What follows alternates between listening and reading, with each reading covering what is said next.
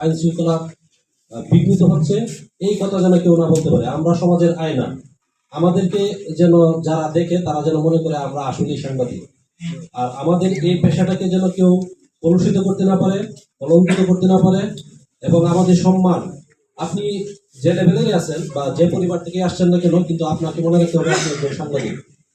এই পেশাটাকে যেন আপনি সম্মান করেন, যাতে আপনার আচরণ এবং আপনার কথাবার্তার মাধ্যমে যেন অন্যরা যেন ধারণ করতে পারে যে আসলে আপনি সমাজের আয়না হিসেবে আপনি কাজ করছেন। আমরা বিভিন্ন সময় শুনতে পাচ্ছি যে অমুক জায়গায় একজন সাংবাদিক আটক হয়েছে, অমুক জায়গায় একজন সাংবাদিককে ধরে রাখা হয়েছে। এটা কিন্তু আসলে আমাদের সাংবাদিক সমাজের জন্য খুব লজ্জাজনক। আমরা যে যে জায়গাতেই থাকি না কেন, যে যে জায়গায় অবস্থান করি না কেন, হয়তো বা কারো মিডিয়া কোনো ছোট একটা হাউস ছোট, হয়তো বা অন্যটা হাউস বড়, সেই ক্ষেত্রে আমরা কোনো ধরনের কোনো বৈষম্যমূলক আচরণ না করে সবাই যেন আমরা এইটুকু উপলব্ধি করতে পারি যে সকলে একটা সংবাদপত্রে কাজ করি বা একটা মিডিয়াতে কাজ করি। আরেকটা কথা হচ্ছে যে আমরা আমাদের চলার পথে কখনো বিশৃঙ্খলা করার চেষ্টা করবো না।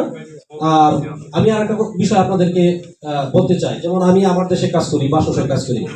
আমি আশা করবো আপনারা এরকম দক্ষতা অর্জন করেন যাতে আপনাকে মূল্যায়ন করে, এবং আমার দেশে যেন আমার জায়গা না হয়, আপনারা আমার দেশকে চিনে এলেন আপনাদের দক্ষতার মাধ্যমে। আমি এটা আশা করব। আপনারা কোনো ধরনের মানে বিশৃঙ্খলা, কোনো ধরনের অরাজকতার মধ্যে না গিয়ে আপনারা আপনাদের নিজেদের অবস্থানটা তৈরি করুন।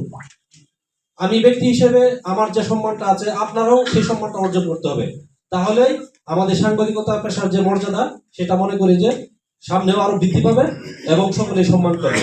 আমি আজকের এই অনুষ্ঠানে আপনাদের এত উপস্থিতি থেকে আসলে আমার খুব ভালো লাগছে যে ময়মনসিংহে এত এত সাংবাদিক আছে। আমি হয়তো বা অনেকের ফেস চিনি, আসলে অনেকের সাথে কথা বলা হয় না। আজকে এই অনুষ্ঠানের মাধ্যমে সবার সাথে আমি কথা বলতে পেরে আমি গর্বিত।